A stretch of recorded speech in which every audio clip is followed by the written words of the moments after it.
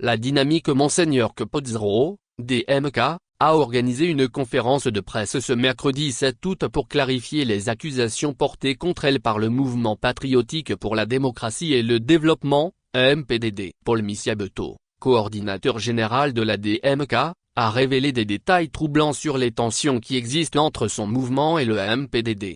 Les tensions ont commencé le 1er juillet 2024, lorsque Jonas Iliadin, président intérimaire du MPDD, après 14 ans d'absence au sein du parti, a convoqué Paul Missiabetto à une réunion au domicile de Madame Amouzou Aramco à 17 h. Lors de cette réunion, Iliadin a clairement exprimé son opposition à la DMK, affirmant qu'il ne souhaitait pas entendre parler de ce regroupement. Il a également reproché à Missiabetto de promouvoir la DMK au détriment du MPDD. Pourquoi, étant membre du MPDD, avez-vous pu hisser la DMK au firmament en laissant le MPDD de côté? Partout où l'on passe, on ne parle que de la DMK, et votre propre parti MPDD est où dans tout ça? Lui aurait-il demandé. En réponse, Missiabetto a proposé de restructurer et de redynamiser le MPDD tout en continuant à soutenir les activités de la DMK. Cependant, cette proposition n'a pas été bien accueillie par Iliadin. La réunion s'est ainsi terminée sur une note d'incompréhension,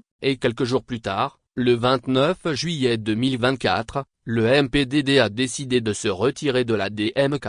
Fidèle à la vision du binôme Capozzaro-Abeyome, Paul Missiabetto a dénoncé les manœuvres de Iliadin visant à noyer la DMK, ce qui l'a conduit à démissionner du MPDD le 30 juillet 2024. Il précise qu'il reste membre de la DMK et conserve son titre de coordinateur général. Pour l'heure, les véritables motifs derrière le retrait du MPDD de la DMK ne sont pas entièrement clairs. Cependant, Paul Missiabetto soupçonne une possible collaboration entre le MPDD et UNIR, ce qui pourrait être la véritable raison de la rupture. Le temps nous dira si ces spéculations sont fondées ou si d'autres intérêts politiques sont en jeu.